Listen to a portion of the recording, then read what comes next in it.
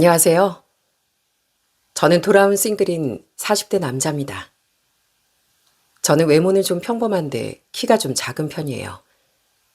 또 피부도 좋지 않아서인지 어릴 적엔 인기도 별로 없었고요. 모태솔로까지는 아니지만 여자에게 인기가 없었던 전 오래도록 결혼을 하지 못했습니다. 그래도 집신도 짝이 있다고 결국은 좋은 짝을 만나게 됐었는데요. 그 좋은 짝이라는 생각은 제 착각이었더군요. 지금 생각해봐도 부하가 치밀던 제 인생 최대의 사건에 대해 지금부터 이야기를 시작해 볼게요. 저는 시골 출신입니다. 저희 부모님은 제 고향에서 농사를 제법 크게 지으셨어요. 그런 부모님께선 아주 귀한 자식이었죠. 제가 단순히 아들이어서가 아니었어요. 어머니는 제 위로 하나, 제 아래로 둘을 무려 유산으로 이르셨거든요. 그런 배경에서 부모님은 제가 더 애틋해질 수밖에 없었겠죠. 어머니는 제가 계단 옆 난간에만 장난으로 올라가도 심장이 철렁하셨고 두 분은 제 공부에 대한 욕심도 없으셨답니다. 물론 그렇다고 두 분이 절 오냐오냐 키우신 건 아니었어요. 저희 아버지는 성격 자체가 워낙 어지고 바른 분이었답니다. 젊은 시절부터 동네 어른들도 많이 도와주고 베풀기도 잘하는 분이었죠. 동네 이장까지 오래 하셨을 정도로 주위 신망이 높으셨습니다. 원래 자식은 보는 대로 자라는 법이라잖아요. 그런 아버지를 보고 자랐기에 저도 자연스레 세상을 살아가는 기준이 올바르게 세워졌던 것 같습니다. 저희 어머니는 좀 소심하고 내성적인 분이었어요. 평소에 좀 조용조용하고 남들에게 싫은 소리, 아쉬운 소리 하는 것도 힘들어 하셨죠. 그래도 정말 아닐 땐 똑부러지게 말씀도 할 줄 아는 분이라 전 그런 어머니도 항상 존경했습니다. 그런 부모님 사이에서 저는 인간성 덜 됐다는 소린 못 들으며 자랐네요. 그리고 타고난 머리가 나쁘지 않아 전 전교에서도 항상 순위권에 들었어요. 부모님은 그런 절 엄청 자랑스러워 하셨답니다. 형님, 우리 동이가 이렇게 기특하다니까요. 다른 애들은 그렇게 공부해라 해라 해도 안 한다는데 우리 동인 공부하라 말 한 번 한 적 없어도 이렇게 열심히 해요. 글쎄 이번엔 무려 전교 1등까지 했다니까요. 제가 이 맛에 삽니다. 아버진 이장이던 시절 제가 서울의 명문대 합격했을 땐 마을 잔치까지 여셨어요. 집집마다 선물도 돌리고 커다란 현수막도 내거셨죠. 서울로 올라와 대학을 다니던 전 제가 가해로 모은 돈에 부모님의 지원을 돼 1년간 어학연수도 다녀왔습니다. 취업하려면 이제 단순한 대학 졸업장과 높은 학점만 가지고선 안 되는 시대였으니까요. 그렇게 대학을 졸업한 전 내노라는 대기업에 입사해 다시 한번 부모님이 자랑이 되었죠. 동희야, 너 만나는 사람은 없니? 그런데 제가 나이가 들수록 부모님의 걱정이 생겼습니다. 손도 귀한 집 외아들인 제가 결혼은커녕 통연애 소식도 들려오지 않는다는 거였죠. 물론 저도 대학 시절과 사회 초년생 시절 연애를 해보긴 했었거든요. 그런데 둘 모두 인연이 어긋난 뒤론 통 새로운 사람 만나기가 힘들더라고요. 저 좋다는 사람도 만나봤는데 제가 마음이 안 가니 연인으로 발전하는 게 쉽지 않더라고요. 그러던 와중 이모네 아들인 사촌동생까지 결혼한다고 하자 부모님은 조급한 마음이 드셨던 모양입니다. 제가 39살 때 부모님은 맞선까지 주선해 주려고 하셨어요. 그렇게 전 2명의 여성분과 맞선을 보게 됐죠. 저는 꿈이 현모양처예요. 결혼하면 바로 일 관두고 살림하면서 내조하고 싶어요. 생활비는 월에 한 3, 400? 자기 관리 비용은 별도로 받고요. 처음 선본 여잔 TV에서 연예인으로 나와도 될 법한 예쁜 분이었는데요. 처음 본 사이에 대놓고 그렇게 돈 많은 남자를 원하더군요. 또 두 번째 만난 여잔 성격도 참하고 웃는 모습이 예뻤습니다. 저와 대화도 잘 통하는 사람이라 우린 진지하게 만남을 갖기 시작했어요. 그런데 갈수록 저에 대한 집착이 심해지는 겁니다. 오빠, 휴대폰 좀 줘봐. 아까 통화한 사람 회사 직원 아니지? 여자지? 그러니까 가게 밖까지 나가서 통화한 거 아니야. 맨날 제 휴대폰 검사하자며 들들볶고 의심하고 한 번은 부서 사람들과 회식하는 자리에 와 깽판을 친 적도 있었답니다. 결국 전 질리다 못해 5만 정이 다 떨어져 이별을 통보했어요. 끝까지 못 헤어진다고 얼마나 들러붙던지 결국 경찰에 신고하고 접근금지 신청까지 한 뒤에야 끝이 났죠. 부모님은 속상해하셨지만 그렇다고 또 억지로 꾸역꾸역 누군가를 만나고 싶지 않더라고요. 그래서 그냥 제 할 일 하며 열심히 살던 와중 이번엔 자연스레 정말 누군가를 만나게 됐죠. 전 당시 등산 동호회에 나가고 있었답니다. 자주 참석한 건 아니고 시간 나면 나가곤 하던 모임이었어요. 정상에 올라가면 스트레스가 확 풀리곤 했었거든요. 그곳에서 바로 전 아내를 만났습니다. 아내는 굉장히 활발하고 씩씩한 사람이었죠. 키도 160밖에 안 되고 말랐는데 가장 먼저 앞장서 꼭대기에 오르고 하는 모습이 마치 날다람쥐처럼 귀엽게 느껴지더라고요. 다들 헥헥거리는 와중에 그렇게 숨차하지도 않는데 좀 멋지다는 생각도 들더군요. 또 아내는 사람들도 잘 챙겼습니다. 제가 물 준비를 깜빡한 날엔 그걸 눈치채고 자기 물을 한 통이나 나눠주기도 했죠. 이것 좀 드세요. 너무 많이 챙겨왔는데 가방이 좀 무겁네요. 아, 진짜 목말랐는데 감사합니다. 아이, 감사는요. 제 짐 덜어줘서 제가 더 고맙죠. 자, 우리 조금만 더 힘내봐요. 또 어느 날엔 제가 하산을 하다 발목을 삐끗한 적이 있었어요. 등산 좋아하는 분들은 아실 겁니다. 올라가는 것보다 내려오는 게 더 힘들다는 걸요. 진짜 죽을 맛이었는데 그때도 아내가 절 살뜰하게 챙겨주더라고요. 그런 아내에게 호감을 느꼈지만 차마 먼저 다가서지 못했습니다. 나이 차이가 8살이나 났었거든요. 당시 제가 41, 아내가 33이었으니까요. 그래서 그냥 아내와 연락만 하고 지내는데 어느 날 아내가 제게 먼저 고백을 하더라고요. 아우, 왜 이렇게 고백을 안 해요? 그냥 제가 먼저 고백할게요, 동희 씨. 저랑 만나요. 아내는 배려심 깊고 착한 제 성격이 좋았다며 당차게 사귀자는 말을 꺼내더라고요. 너무 좋고 고마웠지만 나이 때문에 고민한 것도 사실입니다. 그래도 줄기찬 아내의 어필과 평소 좋게 봤던 아내의 어른스러움에 저도 용기를 내게 됐죠. 그렇게 만나는 동안 아내는 전에 만났던 여자들과는 완전히 다른 모습을 보였습니다. 제가 아내보다 돈을 훨씬 잘 벌었지만 아내는 제가 밥을 사면 자긴 꼭 다음에도 좋은 음식을 사줘야 직성이 풀리는 사람이었거든요. 또 생일 선물 같은 걸 받을 때도 딱 이렇게 선을 긋더라고요. 선물은 10만 원 이하로만 줘. 알겠지? 좋은 가방이나 옷 같은 건 내가 돈 모아서 사도 충분해. 나도 동희 씨 선물 비싼 거 안 할 거야. 알겠지? 중요한 건 액수가 아니라 마음이니까. 아내는 검소한 모습을 보였고 저를 의심하기보단 항상 믿어주더라고요. 전 업무상 해외 출장이 잦았는데요. 가서도 누굴 만나냐, 왜 연락을 안 받냐 들들볶던 전 여자친구와 달리 오히려 이렇게 말해주더군요. 각자 떨어져 있는 시간도 잘 보낼 줄 알아야 건강한 연애라고 그러더라. 난 동희 씨 시간이나 일 방해할 생각 없어. 각자 인생을 잘 살아야 만났을 때도 더 즐겁고 행복하지 않겠어? 그렇게 연락에 대한 집착도 없던 아내는 제가 한국으로 돌아올 때면 꼬박꼬박 마중을 나왔습니다.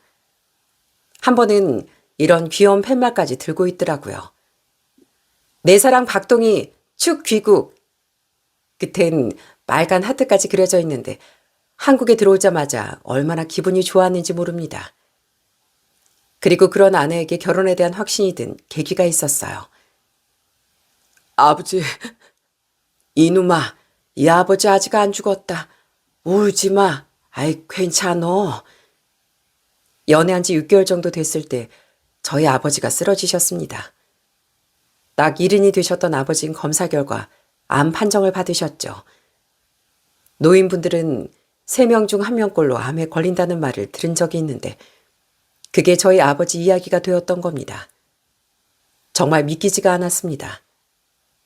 아버진 연세에 비해 엄청 건강하셨고 매일같이 운동도 하던 분이었으니까요. 전 바로 아버지를 서울의 큰 병원으로 모셨습니다. 그리고 그때 당시 여자친구던 아는 저희 아버지에게 정말 잘했습니다. 아버님, 저 왔어요. 저번에 타코야키 드시고 싶다고 하셨죠? 짜잔! 제가 타코야키 트럭이 어디 오는지 수소문해서 사왔어요. 아직 따끈하니까 얼른 드세요. 대신 2개만 드세요. 많이 드시면 속 더부룩할 수 있으니까요. 처음 아버지의 병문안을 와준 후 여자친구는 절 따라 아버지를 뵈러 자주 와주었습니다.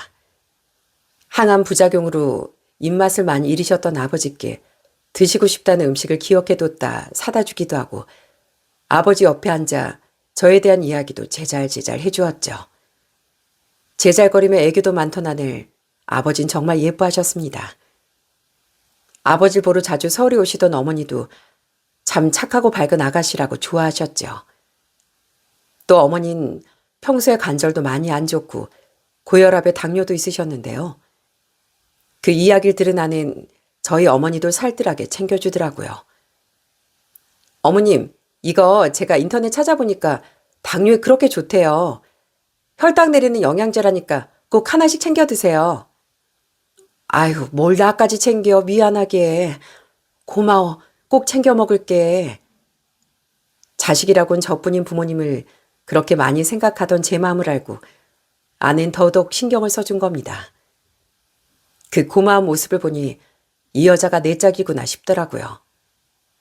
그 와중에 안타까웠던 건 아버지 병세가 갈수록 위중해지셨다는 겁니다. 아버진 돌아가시기 전 꼭 제가 결혼하는 모습을 보고 싶어 하셨어요. 그런데 제가 청혼하기도 전에 아내가 제게 먼저 결혼 이야기를 꺼내더라고요. 동희 씨, 우리 있잖아. 최대한 빨리 식을 올리면 어떨까? 뭐 그럴 일은 없어야겠지만 만약에 아버님께서 이대로 동희 씨 결혼하는 모습 못 보고 돌아가시면 평생 가슴에 사무칠 거야.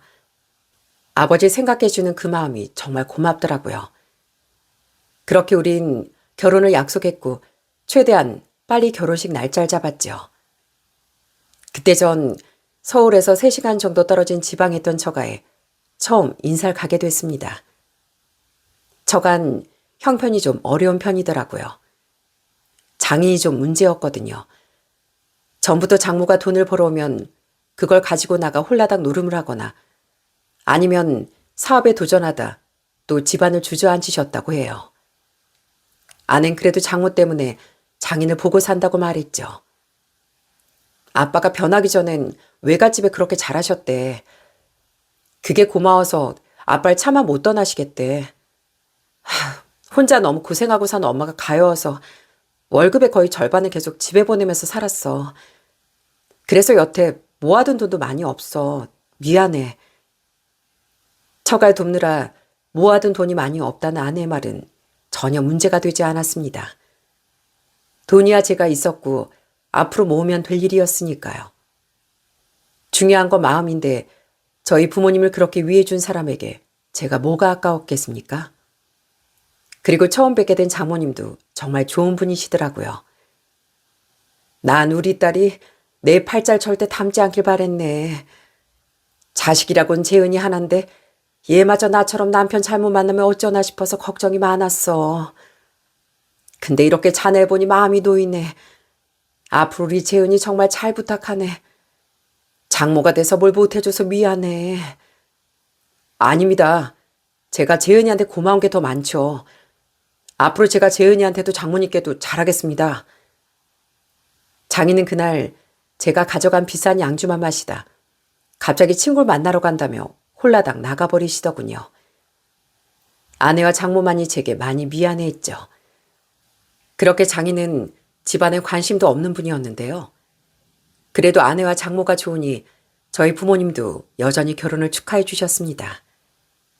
그렇게 아내와 전 아버지가 암 판정을 받으신 지 1년 뒤 결혼식을 올렸어요. 그때 아내는 저희 아버지를 위해 편지까지 낭독해 주었죠.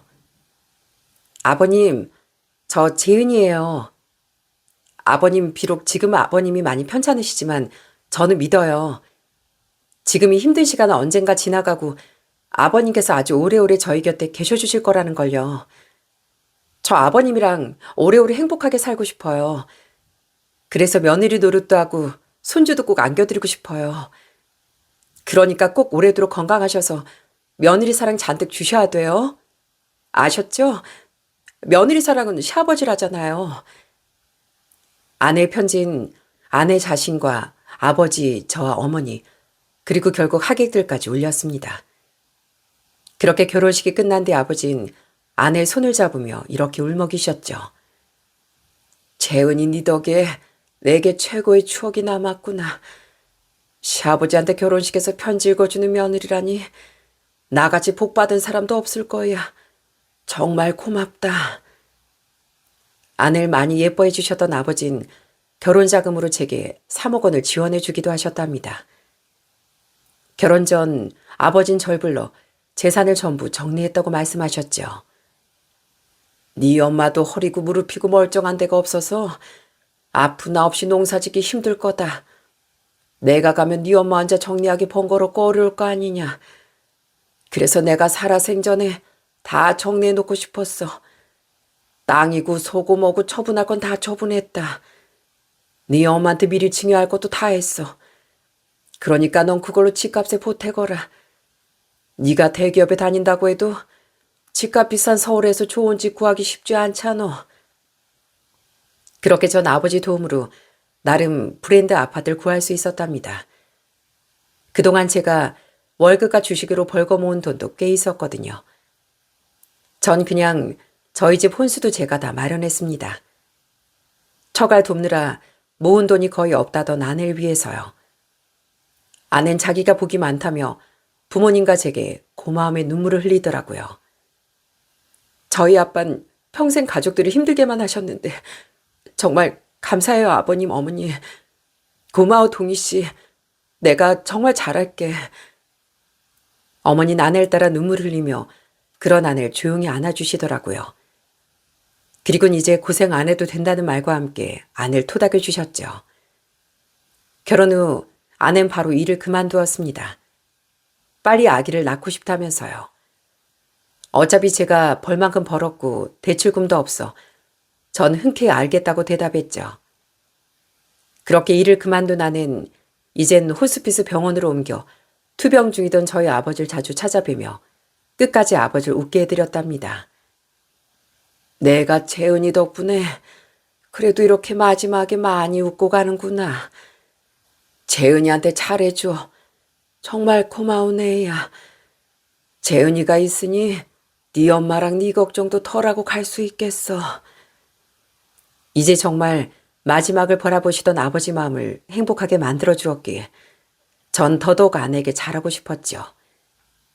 그리고 결국 아버진 제가 결혼한 지 석 달 뒤 세상을 떠나셨답니다. 동희야, 엄마 여기 혼자 있기가 너무 무섭구나. 항상 네 아버지랑 둘이 있었는데 이제 혼자 있으려니 너무 허전해. 아버지가 돌아가신 후 이제 제 머릿속은 온통 어머니에 대한 걱정으로 가득했습니다. 아버지와 그렇게 인고 부부셨던 어머니는 아버지의 부재를 정말 힘들어하셨어요. 잘 지내고 계신지 안부 전화 드릴 때마다 어머니 눈물을 감추지 못하셨죠.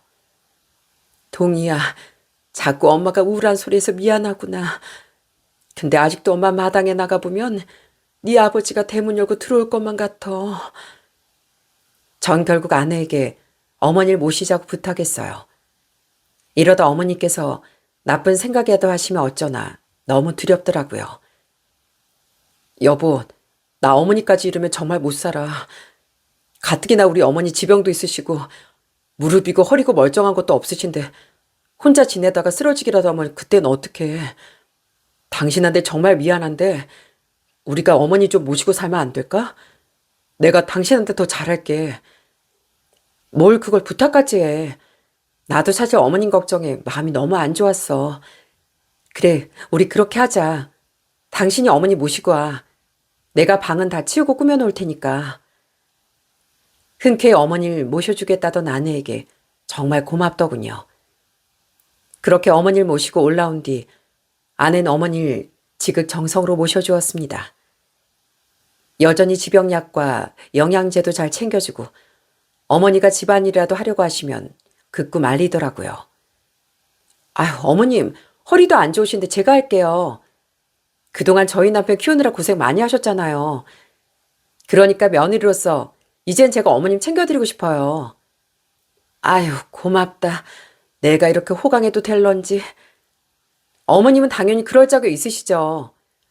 어머님이 아버님이랑 열심히 일하지 않았다면 제가 어떻게 감사한 집에서 살 수 있었겠어요. 그런 아내가 있어 저는 여전히 잦던 해외 출장도 마음 편히 어머니를 맡기고 다녀올 수 있었답니다. 그런데 시간이 흐르며 언제부턴가 어머니 표정이 자꾸 어두워지시더군요. 아니, 어머니, 요즘 뭐 기분이 안 좋으세요? 별로 말씀도 없으시고. 아유, 아니다. 그냥 나 혼자 잘 먹고 잘 지내니까 네 아버지는 어쩌고 있나 생각이 많이 나서 그래. 걱정하지 말거라. 그래, 여보, 걱정하지 마. 혹시 어머님 우울증 도지실 것 같으면 내가 바로 병원 모시고 다녀올 테니까. 어머님 당신 없을 때도 밥도 잘 드시고 나랑 TV 보면서 많이 웃기도 하셔. 걱정됐지만 어머니와 아내가 저렇게 말하니 그저 그런가 보다 하고 넘어갔습니다. 그렇게 어머니와 8개월 정도 살았을 때였어요. 전 그때도 평소처럼 2주 정도 해외 출장을 가게 되었죠.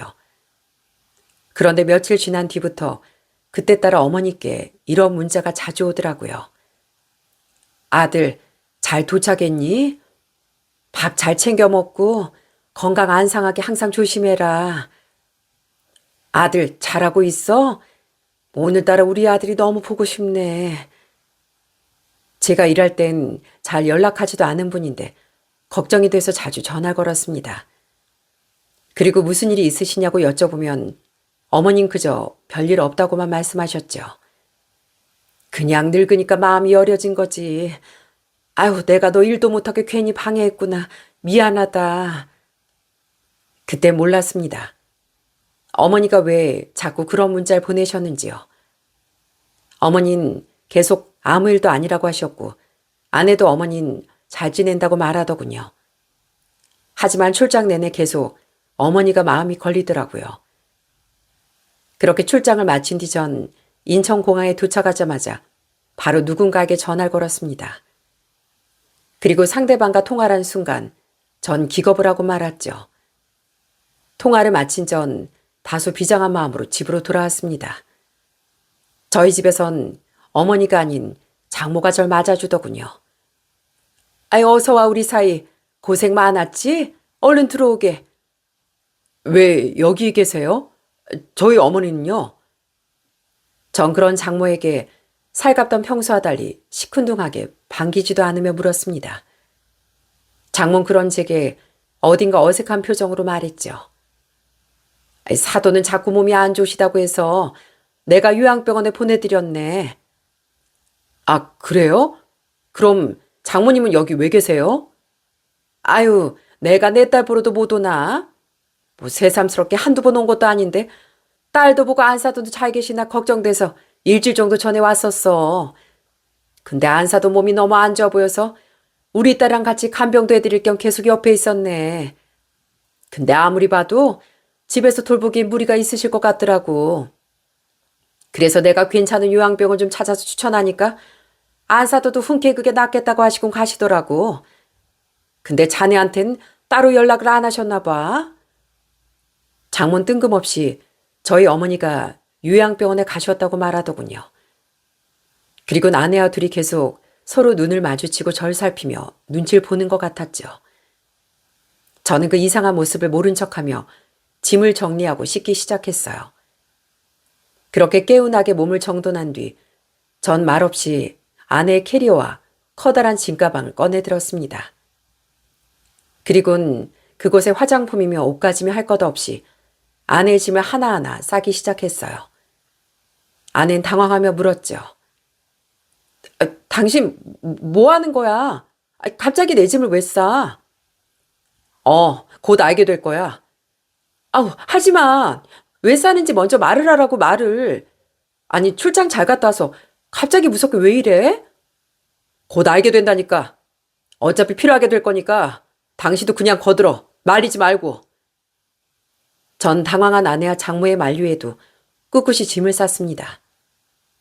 그런데 어느 정도 짐을 쌌을 때 현관문에서 비밀번호 누르는 소리가 들리더군요. 저는 벌떡 일어나 현관으로 갔습니다. 그리고 문을 열고 들어오는 누군가를 환한 목소리로 맞이했죠. 어머니 오셨어요? 제가 못 모시러 나가서 죄송해요. 짐이랑 집 정리 좀 하느라. 괜찮다. 택시 타고 왔다. 집으로 돌아온 사람은 바로 저희 어머니였습니다. 장모가 요양병원으로 갔다고 말했던 바로 저희 어머니 말이죠. 그런 어머니를 보고 장모 아는 지나치게 놀라며 묻더라고요. 아니 어머님 어떻게 여길... 왜? 내가 사는 내 아들 집에서 내가 오는 게 뭐가 어때서? 아니 안사돈 안사돈 분명 요양병원에 들어가셨잖아요. 병원에서 나오신 거예요? 병원이요? 어디서 우리 아들도 있는데 거짓말하려고. 아니 내가 병원을 왜 갑니까? 나 성남 내 동생 집에서 오는 길인데 사돈이랑 며느리 제가 날 쫓아냈잖아요.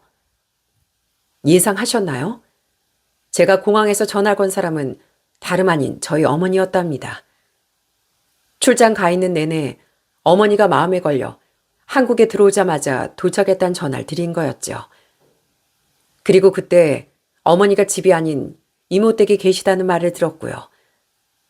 대체 왜 집도 아닌 그곳에 계셨는지 그 이유를 들은 순간 저는 경악을 하고 말았네요. 네 장모랑 마누라가 계속 골골대면서 며느리 귀찮게 할 거면 요양병원에나 가라고 하더구나. 그래서 내 더럽고 치사해서 그냥 나와버렸어. 뭐라고요? 아니 그게 정말이에요? 그래. 그리고 사실 그동안 네가 모르는 일이 한두 가지가 아니었어. 어머니는 그동안 아내와 장모와 있었던 일 모두 폭로하셨습니다. 전 평소에 회사 생활을 하고 출장도 좀 잦았잖아요. 그렇게 아내와 어머니 둘만 남은 사이 제가 모르는 많은 일이 있었나 보더라고요. 어머니 이야기를 들어보니 아내가 처음엔 어머니에게 잘한 건 맞았다고 합니다. 그러다 점점 귀찮다는 듯 어머니에게 하나둘 집안일부터 미루기 시작했다고 해요. 어머님, 저 오늘 좀 힘든데 청소 좀 해주시면 안 돼요? 그냥 청소기 쓱쓱 밀고 밀대질하면 되는 건데 설렁설렁 해주세요. 어차피 저희가 안 모셨으면 시골에서 혼자 다 하셨을 일이잖아요. 네? 제가 요즘 무릎이 좀 아파서요. 어머님, 저 어머님표 된장찌개 먹고 싶은데 만들어주시면 안 돼요? 제가 하면 그 맛이 안 난단 말이에요. 네? 제가 집에 있을 땐 아내가 항상 음식을 했었거든요. 평생 밥하고 빨래한 저희 어머니를 고생시키기 싫다면서요. 그런데 아내는 점점 점심이나 제가 출장 갔을 때마다 어머니께 밥을 해달라고 했다고 해요. 청소와 빨래도 마찬가지였고요. 처음에 어머니는 군말 없이 아내 대신 집안일을 자주 하셨다고 합니다. 안 그래도 항상 새아가한테 맡기는 게 미안했거든. 내가 우울하고 아프다고 너무 아무것도 안 한 것 같아서 미안하더라고. 그래서 이젠 나도 할 때가 됐지 싶었어. 눈치를 보니까 애가 네 앞에서 그런 티 안 내고 싶어 하는 것 같길래 조용히 있었다.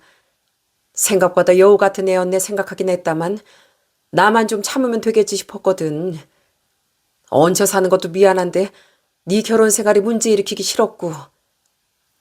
원체 조용하고 남에게 싫은 소리도 못하셨던 어머니는 절 위에 입을 다무셨다고 하더군요.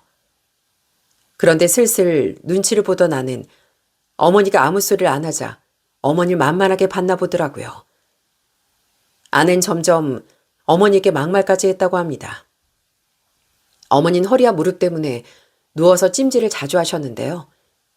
어느 날 유독 허리가 너무 아파 찜질을 하다 그만 깜빡 낮잠이 드셨다더군요.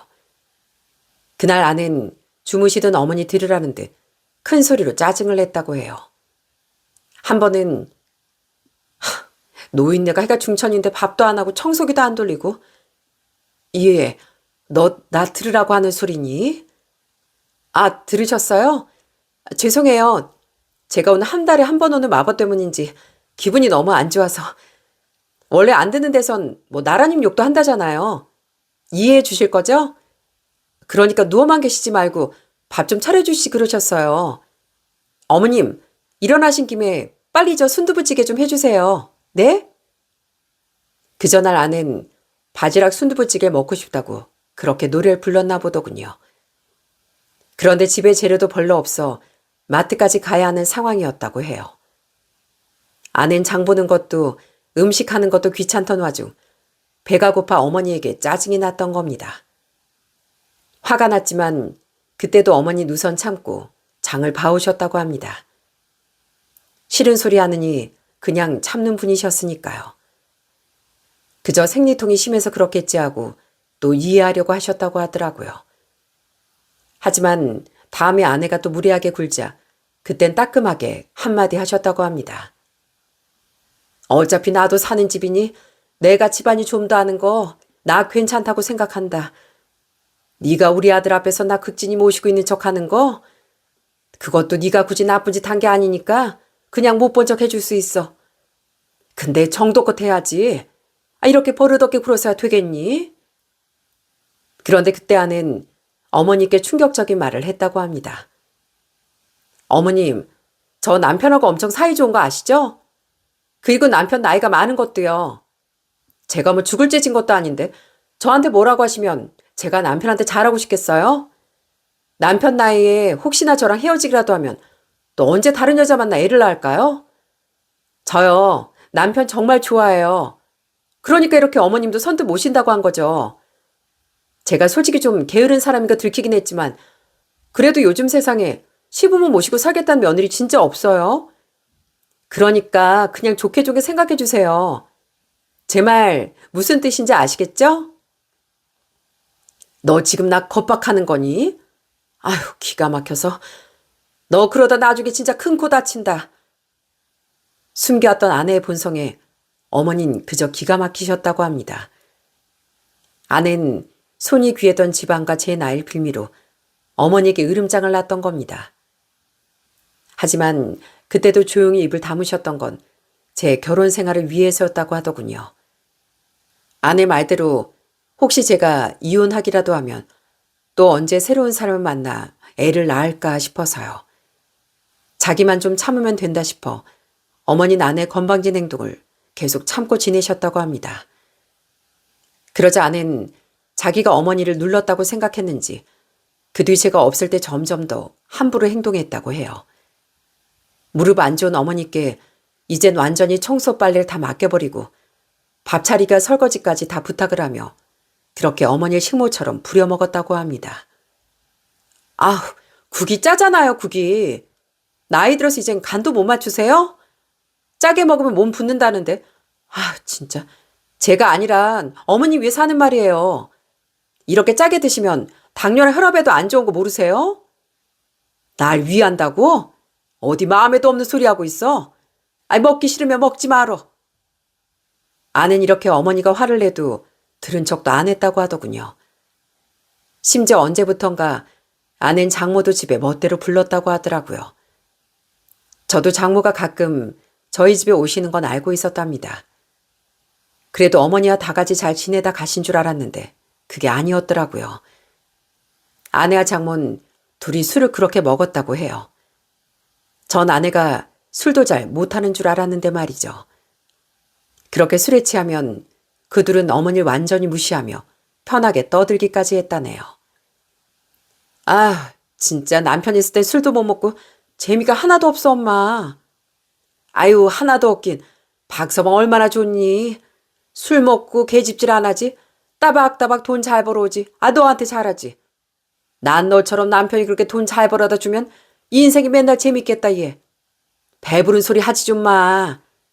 안 사돈, 저희 딸이 가끔 좀 철없는 소리 하죠? 그래도 속은 착한 애니까 이해 좀 해주세요. 아참, 안 사돈 전을 그렇게 잘 부치신다면서요? 저 김치전 하나만 부쳐주시면 안 될까요? 아유, 어질어질해서 일어날 수가 없네요. 안 사돈이 부쳐서 드세요. 따님이 철없는 거 알면 저한테 사과를 하셔야죠. 장모는 실실 웃으며 은근슬쩍 어머니를 아내와 똑같이 부려먹었다고 하더군요. 이건 도저히 아니다 싶어 어머니도 화를 내셨지만요. 얼마나 저희 어머니가 만만했으면 그랬겠습니까? 그 모습을 떠올리니 부하가 치밀어 어머니께 말했어요. 왜 그 지경까지 다 참으셨어요? 이건 절 위해서라도 그냥 말을 해주셨어야죠. 어머니 잘못이겠다고 서울로 모신 건데 이러면 제가 뭐가 되냐고요. 이건 절 위한 게 아니잖아요. 처음엔 널 위해서 참은 게 맞다. 근데 나중에 나도 이건 아니라고 생각했어. 세아가 그 음흉한 본성 자체가 그냥 놔두면 언젠가 네 뒤통수도 칠해 갔더라고. 그런데요? 우선 두고 본 거다. 어디까지 하나. 그리고 내가 그냥 무턱대고 너한테 진실을 말하면 너도 믿기 힘들 거 아니니. 그래서 그거 전부 녹음하면서 증거를 모은 거다. 때를 받다가 너한테 다 들려줘야 되겠다 싶어서. 실은 걔가 처음 이상하게 행동한 후부터 나 그거 다 몰래 휴대폰으로 녹음하고 있었어.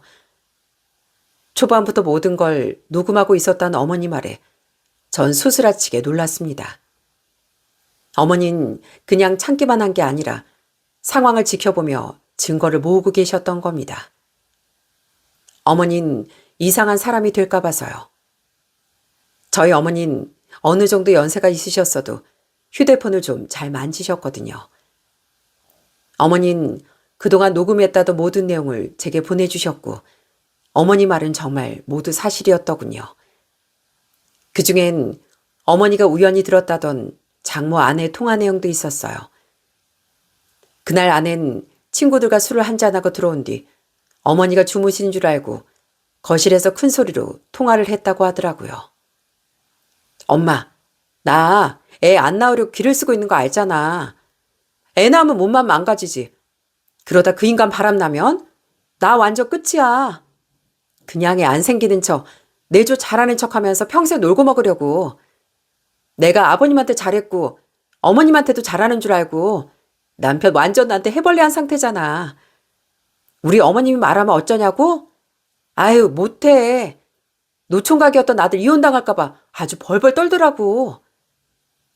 그 내용 또한 듣게 된 전 단전에서부터 올라오는 큰 실망감을 느꼈습니다. 아낸 그저 처음부터 다 가식인 사람이었더라고요. 난 진짜 아직도 그때 생각하면 어우 고개가 절레절레 저어진다니까.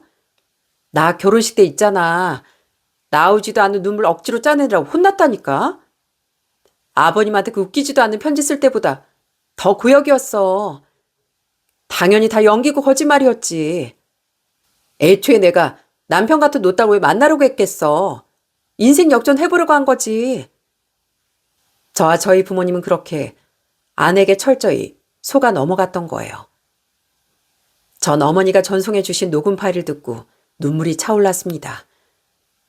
속은 제 자신이 아니라 혼자 가슴앓이 해야 했던 어머니가 가엾고 죄송해서요. 그리고 그중엔 최근 일주일간의 기록도 녹음되어 있더라고요. 일주일 전쯤 아내도 장모를 불렀다고 해요. 그런데 이번엔 장모가 계속 가지도 않고 저희 집에서 쭉 지냈다고 합니다. 장인이 또 사고를 쳐서 대판 싸우고 왔다고 하더군요. 장모는 장인 때문에 기분이 너무 안 좋다며 만만한 저희 어머니께 평소보다 더 함부로 했다고 합니다. 아유 진짜 짜증나서 정말. 사돈 미안한데 나 성질나서 여기서 같이 좀 지냅시다. 난 손님이니까 지내는 동안 밥 좀 차려주세요. 우리 가족인데 그 정도 할 수 있잖아요. 엄마 걱정 마. 우리 어머니 음식 엄청 잘하셔. 어머님 세탁기 돌리는 김에 저희 엄마 빨래도 해주실 거죠? 못되기 짝이 없던 모녀 행동에 어머니도 슬슬 인내심에 바닥이 나셨다고 하더군요. 그래서 이번에 제가 돌아오면 이번에야말로 모두 폭로하고 제게 진지하게 이혼을 권하려고 하셨다네요. 그리고는 우선 집에서 고성 오가는 것도 싫고 나가도 갈 곳이 없으니 그 모녀의 행동을 다 참아주며 절 기다리셨다고 해요. 평소였으면 싸우셨겠지만 이게 마지막이다 싶으셨던 거죠. 일주일 내내 장모 아내는 장인 욕을 그렇게 하며 술을 퍼마셨다고 합니다. 그런데 제가 오기 전날엔 과음의 정도가 좀 심했던 모양이에요. 술이 취해도 너무 취한 그들은 이번엔 제대로 선을 넘었다고 하더군요. 사돈, 나가서 술 좀 사와요.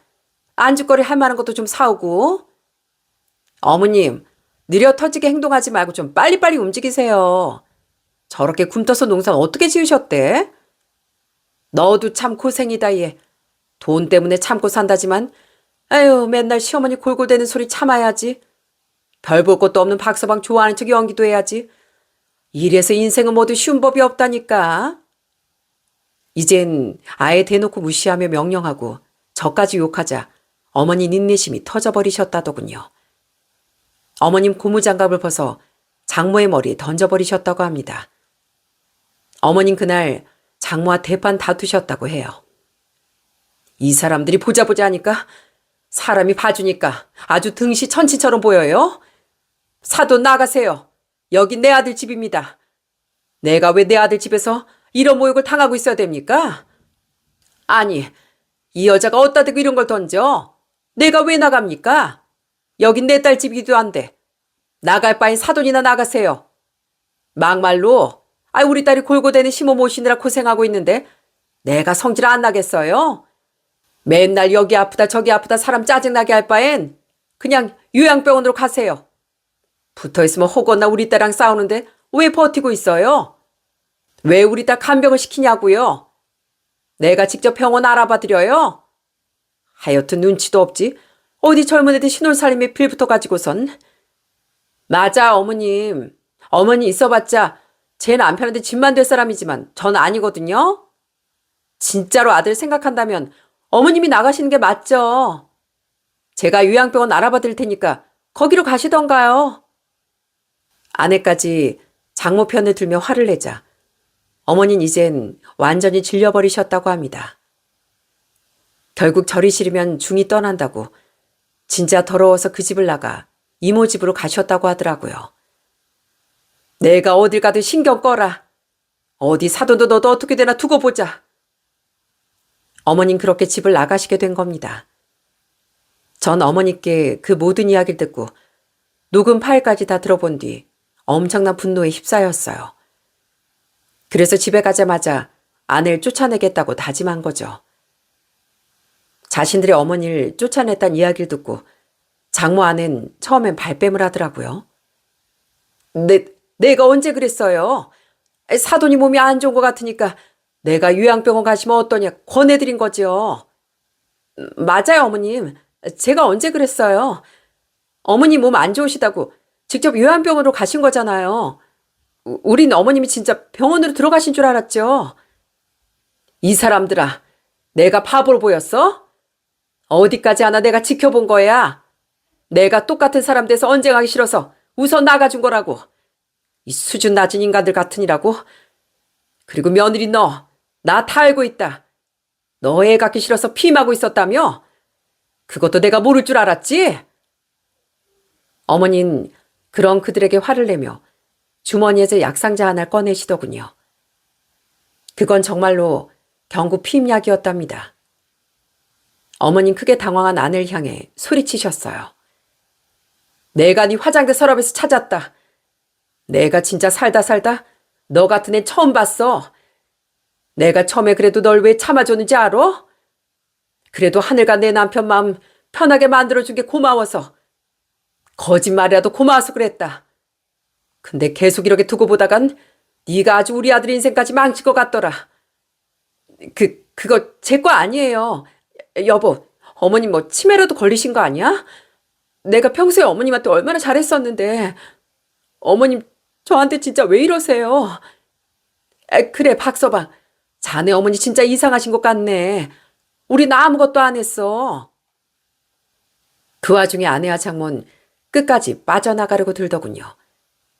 전 그런 그들에게 어머니께 전송받았던 모든 녹음 파일을 다 재생해 주었답니다. 두 모녀의 실체가 담긴 모두를요. 시간이 꽤 걸렸지만 듣는 내내 그들은 아무 말도 하지 못하더군요. 얼굴생과 완전히 흡빛이 되어버린 채였죠. 그렇게 모든 재생이 끝난 뒤 어머니가 말씀하셨어요.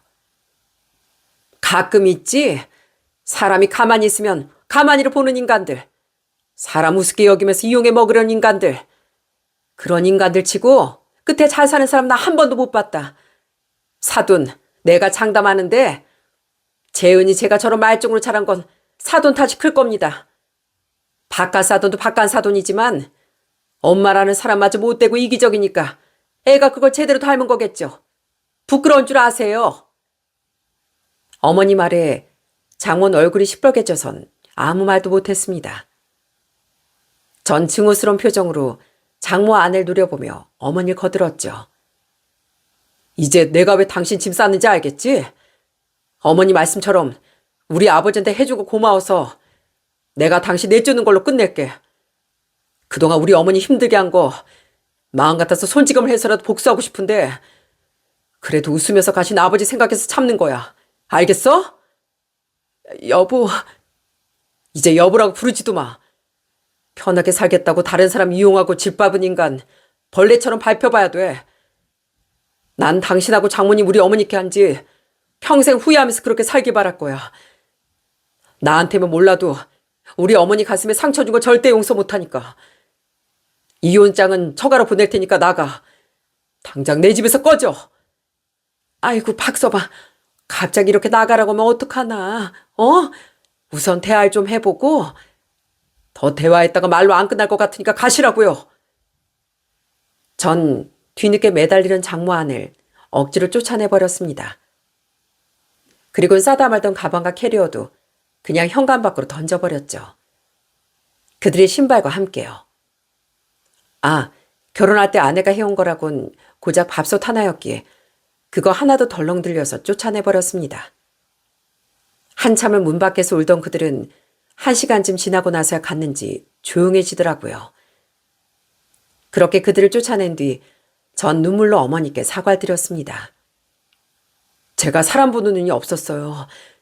얼마나 힘드셨어요, 어머니. 죄송해요. 아니다. 애초에 결혼을 재촉한 내 잘못도 있다. 나도 사람 보는 눈이 없었어. 불쌍한 내 아들, 난 네가 더 가였구나. 그렇게 어머니인절 전 어머니를 가여워하며 많이도 울었습니다. 그 후 전 처거로 정말 이혼 소장을 보냈어요. 아내와 장모는 끝까지 제게 전화를 걸고 문자를 보내며 매달렸죠. 심지어 장모는 제게 이렇게까지 말했습니다. 박서방, 나 보고 살라고도 안 할 테니까 그저 우리 딸이라도 구원해주게. 평생 지혜비 때문에 고생하고 산 우리 딸 이렇게 이혼당하면 불쌍해서 어떡하나. 제가 무슨 신인가요? 사람 구원해주게요. 딸을 빈대로 만들려고 하지 마시고요. 장모님이 장인어른을 버리고 딸이랑 둘이 제대로 살 생각을 하세요. 엄한 남한테 이렇게 피해주지 말고요. 한 번은 모르는 번호로 전화 와서까지 저렇게 매달리기에 전 냉정하게 뿌리쳐버렸습니다. 그렇게 애도 없었겠다. 전 아내와 깔끔하게 갈라설 수 있었네요. 저 모르게 피임한 점, 어머니 모욕한 점을 들어 위자료까지 받아내버렸죠. 그렇게 1년도 더 지난 지금 전 어머니와 둘이 잘 살고 있습니다. 전처가 집에서 나가고 나니 조금씩 어두워졌던 어머니 얼굴도 많이 밝아지셨더라고요. 그리고 전 얼마 전 처참한 전처의 근황을 들었습니다. 처가에서 지내다 다시 서울로 올라와 계속 재취업하려다 실패한 전천 30대 후반이 다 된 나이에 술집에 나가고 있다고 하더라고요. 그걸 제가 어떻게 알았냐고요? 이번에도 또 모르는 번호로 장모가 제게 전화를 걸었거든요. 박서방, 우리 재은이 이제 정말 인생을 막 살기 시작했네. 내가 걔를 어떻게 키웠는데 술집이 뭔가.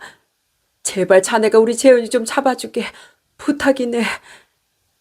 이미 저랑 그 사람은 남남입니다. 정 취직이 안 되면 식당이라도 나갈 생각을 했어야죠. 전 끝까지 쉽게만 살려는 사람 구해줄 생각도 마음도 없고 아주머니랑 이렇게 지겨운 인연 이어갈 생각도 없습니다. 이만 끊을게요. 그렇게 전차의 인생은 수렁으로 접어들었고 평생 장인 때문에 속 썩으며 살았던 장모는 앞으로는 딸 때문에 속이 썩어 들어가며 살 것 같네요. 안타까운 일이지만 더는 제 알 바도 아닌 일이었습니다. 전 앞으로도 하늘에 계신 아버지가 걱정하시지 않게끔 저희 어머니를 잘 모시며 살아가려고 해요. 이번 생에 여자와 또 연이 닿을지 모르겠지만 굳이 집착하진 않으려고요. 제겐 가정을 꾸리는 것도 좋지만 어머니가 훨씬 더 소중하니까요. 요즘 제가 잘하려 노력하니 어머니가 그래도 정말 많이 밝아지셨는데요. 지금의 제겐 어머니 웃는 모습보다 가치 있는 건 없는 것 같습니다. 쉽고 편하게만 살고 싶은 건 누구나 그렇잖아요. 타고난 팔자가 그렇다면 그것도 복이겠죠. 하지만 대부분의 사람들은 그런 팔자를 타고나지 못해 부자든 서민이든 노동을 하고 돈을 버는 법입니다. 앉아서든 서서든 심지어 누워서든 말이죠. 그렇게 나 스스로를 위해 노력해 나가는 것이 인생이라고 생각합니다. 그리고 자기 인생을 위해 그만한 투자도 하기 싫은 사람은 결국 남에게 피해를 끼치기 마련이죠. 살아가는 데는 어쩔 수 없이 자본이 필요하니 스스로 노력하는 대신 남에게 기생하는 길을 택하는 경우도 많으니까요.